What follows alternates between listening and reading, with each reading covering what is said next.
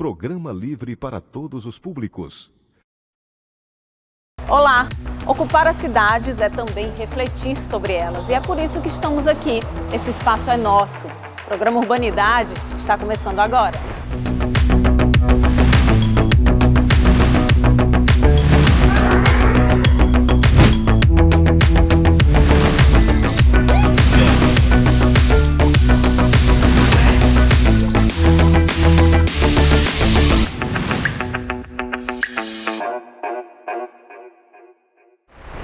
Memória e arquitetura precisam andar juntas.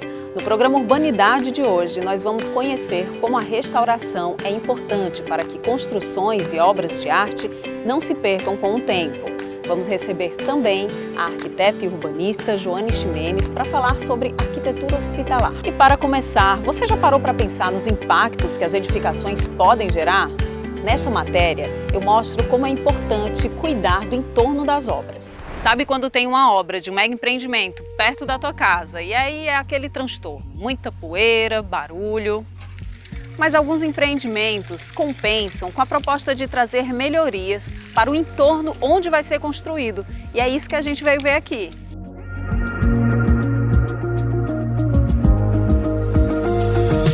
Para a construtora deste empreendimento, localizado no Cocó, o projeto deve ir além do edifício imobiliário e trazer benefícios para a comunidade à sua volta. Tanto a população é favorecida, como o bairro passa a ser mais valorizado.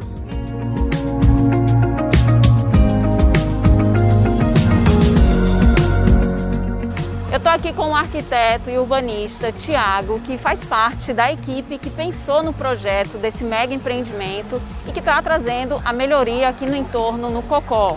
Então, assim, a gente tem todo o cuidado. Nesse caso específico, que a gente está no Cocó, é um bairro muito importante da cidade, não que os outros não sejam, mas o Cocó tem esse diferencial, porque a gente está aqui ao lado do parque, né? Ao lado da área de preservação. A gente tem que ter todo o respeito, né? Tudo que a gente passou muito tempo estudando, né? Em faculdade, na escola também e tudo mais, a gente tem que aplicar nesse momento para que a gente consiga o melhor resultado possível, tanto para quem vai habitar, né, o empreendimento, quanto para quem já está aqui. Essa via é pública, né, assim como outras 3 vias que vão ser executadas, são vias já previstas no sistema viário básico do município e previstas também no loteamento da região, né. No entanto, são vias que, por um motivo ou outro, que não nos cabe questionar, não foram executadas. Elas existiam no papel, mas não existiam na vida real, que é o que mais importa, né? Para que tanto todos nós aqui, moradores de Fortaleza, e principalmente o pessoal da região, pudesse usufruir, né? Então a gente, como eu falei, a gente pegou esse projeto, aprovamos um projeto na prefeitura, seguindo esse inicial, né? A gente trabalhou realmente com a proposta já existente, no intuito, inclusive, de seguir o que está estabelecido, né? A gente não pretende aqui chegar com nenhum tipo de prepotência, achando que nós somos melhores que ninguém. A gente sempre trabalha com o que o município estabelece, todo dentro das regras e normas vigentes. Então, esse projeto já existia, mas não tinha prazo. Né? E é uma pena, né? A gente está aqui próximo, a gente está no bairro Cocó, mas próximo à cidade 2000, uma grande população habita essa região e essa via é uma via muito importante. A gente vê que é uma via de tráfego tanto de bicicleta, quanto de moto, quanto até de veículos automotores e não tem uma pavimentação aceitável, né? A gente vai fazer toda a melhoria de passeio, né? Permitindo a acessibilidade. Desde a areninha do Cocó, que está aqui na Avenida das Adenanteiras, até aqui a Rua 15, né, que a gente está chamando de Avenida Paisagística. A gente vai prever o cercamento de acordo com o padrão do parque, né, aquela cerca verdinha bem característica, né, do parque. A gente vai prever a ciclofaixa na realidade, a arborização. A gente teve que fazer alguma supressão vegetal, algum desmate. Entretanto, a gente fez todas as doações necessárias estabelecidas em lei. Além disso, a gente tem um projeto paisagístico tanto para o sistema viário como para dentro dos lotes, né? Mas eu acredito que o mais interessante é a gente trazer esse projeto para a área pública, né? Permitindo que a vizinhança usufrua, né? e a gente vai ter o projeto de iluminação. A gente tem hoje em dia somente esses grandes postes que prevê essa iluminação de alto nível, digamos assim.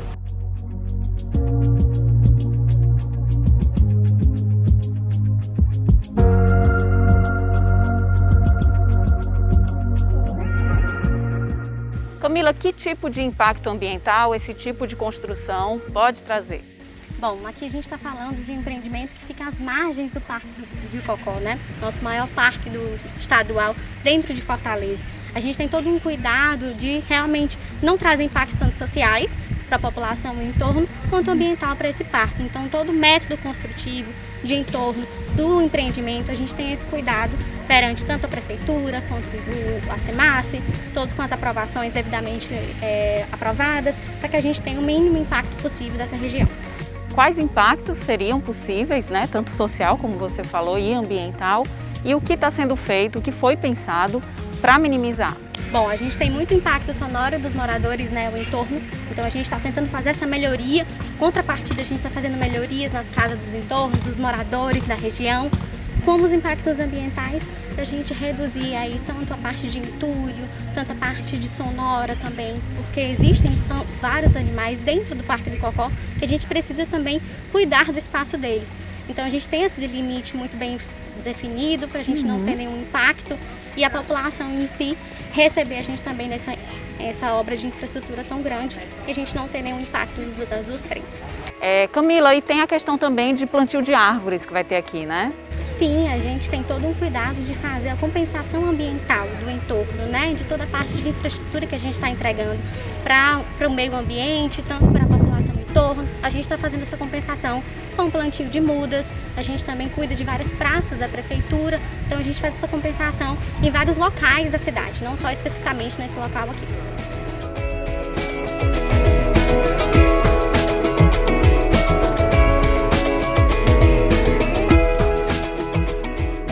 Alexandre, você está morando aqui há 10 anos. Fala pra gente como é que está o bairro hoje e qual a expectativa com a chegada desse empreendimento, com essa proposta de trazer melhoria aqui para a região. Bom, eu acredito que agora esse empreendimento, né, que está vindo para cá, para o nosso bairro, vai ser muito bom, né, porque estão aí, eles têm a parte de paisagismo, né, e estão preservando a vista permanente, né, vamos preservar essa vista que é todo o nosso bioma, que nós precisamos preservar, né, para a conservação do nosso planeta. E acredito que vai ser muito bom aqui para o nosso bairro, né? Porque o nosso bairro está precisando mesmo desse tipo de obra, né? Desse tipo de empreendimento, né? Aqui pela nossa região, que aqui estava abandonado, né? Nossa região aqui não tinha nada disso, era abandonado, era só mato e mato, né? E aí você, como ativista ambiental, tem a questão do parque. Sim, nós estamos lutando por esse parque, né, para não ter construções irregulares, né, não se construir dentro do parque, o reflorestamento do parque, inclusive o bioma do manguezal que está se acabando, nós temos que cuidar disso também. E a empresa vem com todo esse propósito aqui para a gente, né?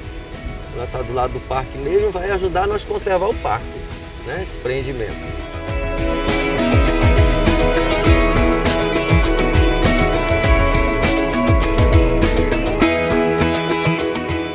Desde 2016, essa pracinha virou point na Maraponga, quando foi reformada com a chegada de um novo empreendimento no bairro. Ela foi adotada pela mesma construtora que hoje está com o projeto no Cocó. Entre outros investimentos em infraestrutura, ela aprimorou a quadra de areia, construiu um parquinho para as crianças e melhorou o espaço para a convivência entre os moradores. Para esse casal, que vive há cerca de 20 anos na região, foi muito bom. Que era como se fosse um sítio, né? Aí era esquisito, como não tinha os apartamentos e não tinha praça, aí ficava pouco habitado. E aí quando chegava da praça com os apartamentos, as pessoas fazem caminhada, atividades físicas, traz as crianças, os animais. E aí é uma área de lazer muito importante que não tinha aqui na Maraponga, né? Pelo menos próximo a gente. Antes a gente não tinha opção de lazer, locais para trazer os nossos pets, né? E hoje a gente vê o ambiente da praça bem familiar, né? As pessoas vêm com crianças, né? Tem muitas pessoas que fazem exercício aqui e foi assim uma grande melhoria para o nosso bairro, porque a partir da praça a gente tem opções, né? Para onde vir, o que fazer no fim de semana.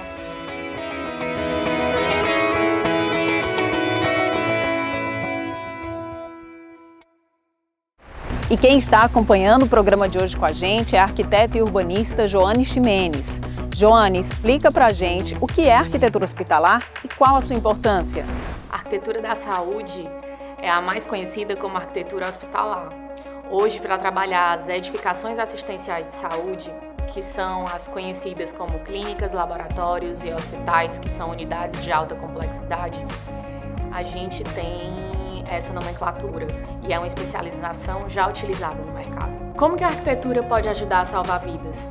Através dos ambientes que são construídos dentro das unidades de saúde, dos fluxos que são determinados no início de um projeto, da especificidade de cada serviço prestado dentro daquela unidade, tudo isso vai acelerar ou melhorar a qualidade da pessoa que vai estar utilizando aquele espaço. Ele pode acelerar o paciente a se recuperar, ele pode acalmar ou acolher o familiar que está ali no aguardo de uma espera, num tempo sem fim que parece não passar, e ele vai contribuir também no ambiente agradável para quem está trabalhando para salvar aquelas vidas. Durante a pandemia do Covid-19, eu atuei diretamente dentro da arquitetura da saúde, simplesmente atuando nos 365 dias dentro de um hospital de referência no combate ao Covid-19. Enquanto a gente tinha no estado aproximadamente 4.700 profissionais de arquitetura atuando de outras maneiras, eu estava realmente na linha de frente, do lado do paciente e auxiliando os profissionais que estavam ali nas suas múltiplas disciplinaridades profissionais, entre fisioterapeutas, médicos, enfermeiros, nutricionistas, técnicos de enfermagem, todo o corpo de assistência técnica de um hospital, a gente estava ao lado, fazendo com que aquele espaço fosse mais qualificado e fosse readequado para uma ocupação durante uma pandemia. Essa experiência foi muito útil no combate durante a pandemia, em virtude da gente ter conseguido trazer para o Estado aproximadamente 350 leitos de uso permanente, não de uso temporário, mas foram 350 leitos que a gente teve aí de entrega para a população no SUS, com um hospital finalizando em 189 leitos de UTI e aproximadamente 140 leitos de enfermaria. Hoje no estado, o hospital é o único de referência e que tem 189 leitos de UTI. Não existe nenhum outro hospital privado no estado com essa numeração. Me mostrou o quanto a minha missão enquanto profissional é gigantesca em suportar durante 365 dias, vivenciar tantas perdas e, sem dúvida nenhuma, a população também teve ganhos. A gente não pode dizer que o ser humano foi apenas esquecido, ele também teve seus benefícios. E isso, acho que sem dúvida nenhuma, me tornou uma pessoa melhor. Depois de tanto conteúdo interessante, hora de dar aquela paradinha, No próximo bloco, a gente vai ver como a restauração preserva a memória de prédios históricos. A gente volta já.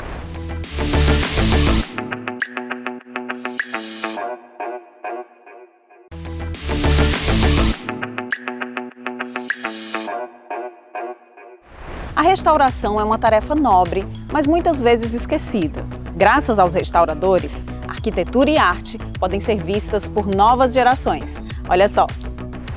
A memória é um dos alicerces que dá sentido à nossa vida nas cidades. E para que essa base, essa memória seja resgatada e preservada, a restauração é um dos ingredientes para conservar a nossa história. Grandes prédios arquitetônicos da cidade já passaram por restauração para se manterem vivos, como o Teatro São Luís, que já mostramos nessa temporada do Urbanidade. Hoje vamos entender como funcionou o projeto de um restaurador com alunos da Escola de Artes e Ofícios Tomás Pompeu Sobrinho, que fizeram a restauração do imenso vitral do prédio da Cefaz, que por si só já é pura história, O prédio tem nada mais, nada menos que 185 aninhos.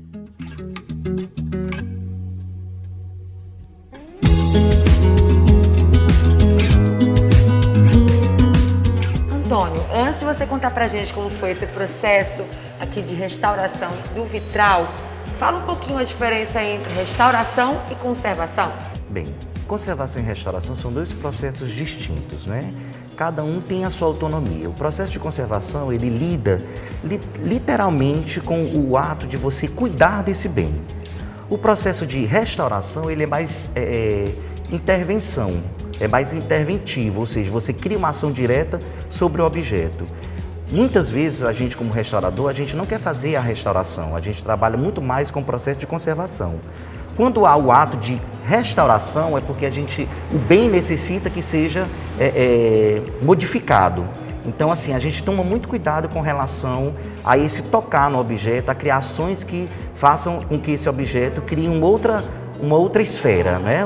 Crie uma outra dimensão sobre a sua originalidade. Conta então pra gente como foi o processo de restauração do vitral da Cefaz. Nesse processo aqui do vitral foi literalmente um processo de conservação, porque nós intervimos diretamente na estrutura do vitral.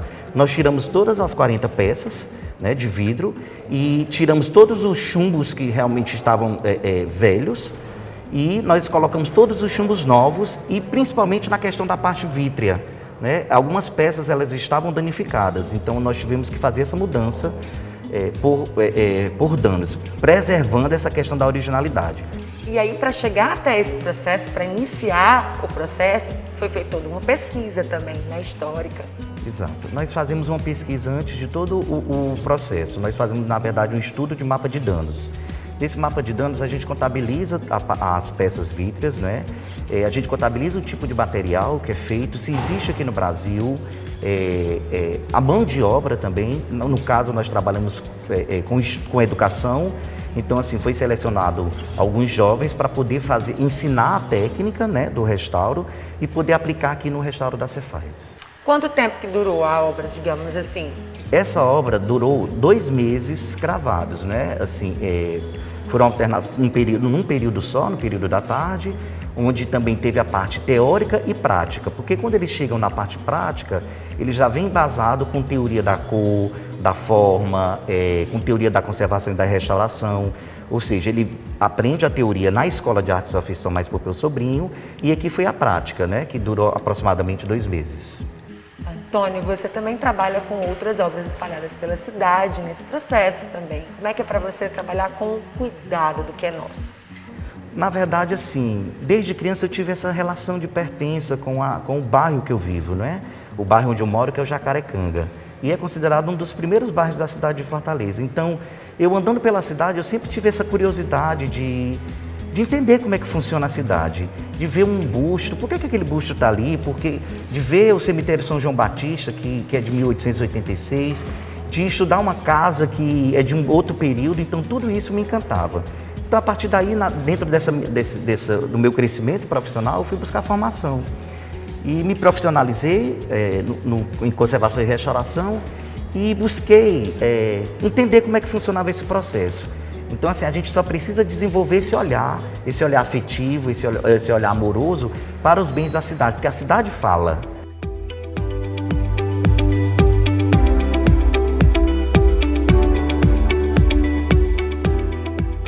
Marden, que trabalho lindo, parabéns. Sei que você não fez sozinho, teve toda uma equipe, né?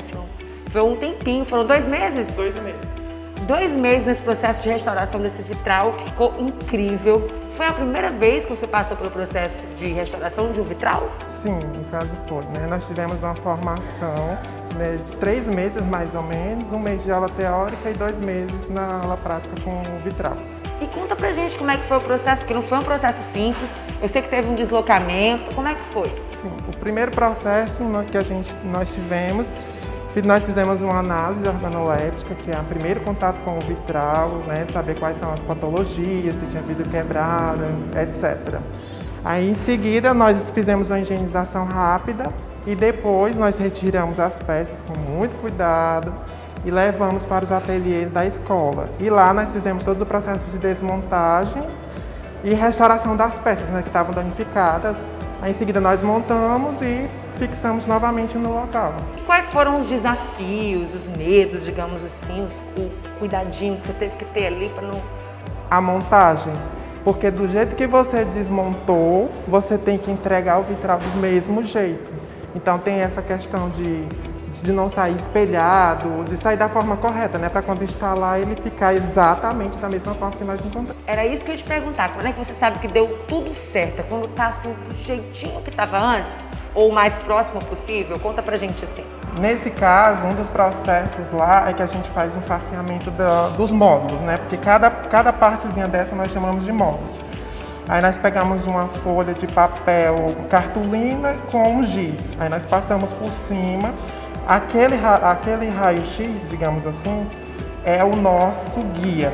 Então nós fizemos todo o processo de montagem em cima desse raio-x e também tiramos fotografias, né, que aí auxiliou no processo de montagem.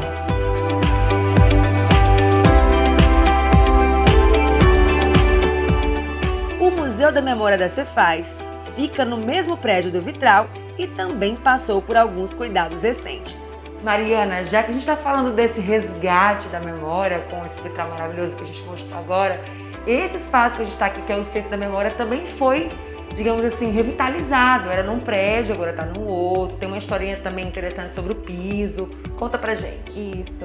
O Centro de Memória da Fazenda, ele foi reinaugurado agora, no dia 27 de setembro. É uma iniciativa do ano de 1998, né? A gente já tinha inaugurado e depois ele foi fechado ao público, ficou o funcionamento mais interno e agora ele foi reinaugurado na sede 1, que é a sede do Palácio da Fazenda, antes era na sede 3 aqui ao lado. E ele foi revitalizado, a parte aqui do térreo, justamente para apresentar não só a memória fazendária, né? Isso é um espaço de educação fiscal, mas também mostrar o patrimônio histórico que é o Palácio da Fazenda, que é o primeiro edifício que foi tombado pelo Serviço de Patrimônio do Governo do Estado. E aí você estava me contando lá fora, antes da gente começar a entrevista, que tem uma história curiosa sobre o piso. Conta pra gente.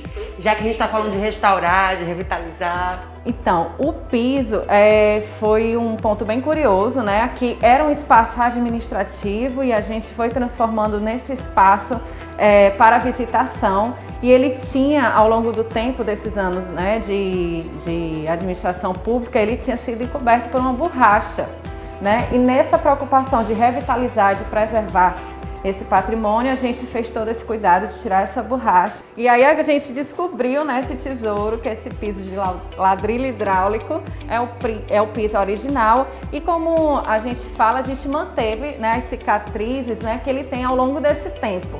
Que importância que você acha que tem até para a memória da Cefaz, para a memória de Fortaleza também, esse restaurar, esse revitalizar, né? Porque a gente está junto e misturado, né? Faz parte um do outro. Isso, a gente fala muito, vamos resgatar as memórias, né? Mas aqui nesse espaço a gente também tem a perspectiva do processo de rememorar.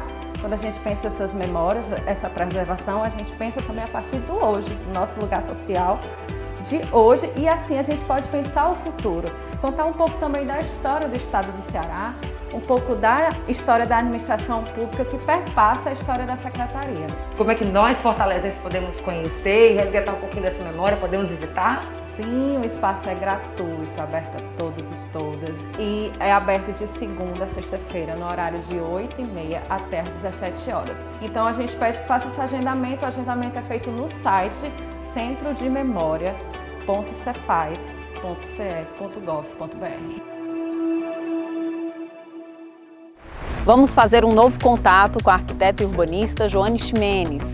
Joane, como você percebe a relação entre saúde pública e arquitetura? Você acha que precisa ser mais debatido esse assunto? Por que é tão importante falar sobre a arquitetura da saúde? Através disso, a gente dá importância aos profissionais que se dedicam ao longo dos anos a estar fazendo um trabalho tão bonito. E a gente tem muitas referências nacionais. A gente pode citar entre elas Zanettini, que trabalha em São Paulo com várias estruturas metálicas e também faz lindos hospitais de referência no meio do Brasil, por aí. Já a gente também tem uma outra estrutura sendo finalizada dele, um hospital em Salvador, que vem num formato circular, como uma obra de arte no meio da cidade, onde a gente traz visão de mar para quem está numa internação. E isso é um diferencial enorme que traz um acolhimento tanto para quem está internado como para quem está acompanhando. A gente tem em São Paulo também uma outra unidade de referência para tratamento especializado da mulher, que é uma arquitetura da Paula Fiorentini, onde a gente tem mais de 60 mil metros quadrados, são 7 pavimentos, todo tratado para o acolhimento da saúde da mulher. E isso é um hospital que não é do serviço privado, ele é um hospital de referência nacional do serviço público. Então existem muitas coisas, muito trabalho a ser feito dentro dessas unidades de saúde a nível de Brasil e a gente precisa cada vez mais continuar estudando e ter a certeza de que é um mercado em ascensão, pensando que a gente tem cada vez mais um avanço tecnológico, que a gente precisa trabalhar com estruturas inteligentes, com equipamentos que estão cada vez menores, mas com a necessidade de estrutura diferenciada, específica. Então, tudo isso faz com que a gente tenha a necessidade de estar nesse mercado e tendo cada vez mais paixão pelo que a gente faz. Sem dúvida nenhuma, eu fui escolhida para estar nesse mercado e gosto muito de estar cada vez mais aprimorando o conhecimento. Sem dúvida nenhuma, eu tenho cada vez mais certeza de que eu menos sei, mas mais eu quero saber. É uma sede insaciável. A urbanidade é uma forma da cidade acolher quem usufrui do espaço público, de usufruir a praça, de caminhar na cidade, de caminhar nas calçadas, de curtir uma caminhada à beira-mar. Eu acho que nada mais é do que uma forma de gentileza que a infraestrutura de uma cidade tem com os seus usuários. Um lugar que me marca muito é a Praça dos Mártires, mais conhecida como Passeio Público, né? Nossa primeira praça, e onde eu tive muitas histórias relatadas pela minha família. Sempre que a gente passeava no centro, meu pai parava e contava alguma coisa que tinha acontecido da infância, depois quando ele começou a namorar com minha mãe. E durante a minha formação, a gente costumava ter passeios, visitas técnicas em loco, né, para estudar sobre o urbanismo, para estudar sobre o paisagismo e conhecer um pouco da história do centro de Fortaleza. Então, ali é uma união de um pouquinho de várias fases da vida. E hoje a gente consegue ainda, hora ou outra, reunir a família e fazer um passeio lá ainda no domingo, no sábado, ainda como a praça existe, com sua história, com suas marcas, né? E com sua necessidade cada vez maior de ter mais vida. O programa Urbanidade está terminando por aqui, mas a sua relação com a cidade é por toda a vida. Por isso, cuide e ame o local em que você vive. No próximo episódio, a gente vai trazer mais histórias de transformações e inspirações para uma cidade cada vez melhor. Até lá!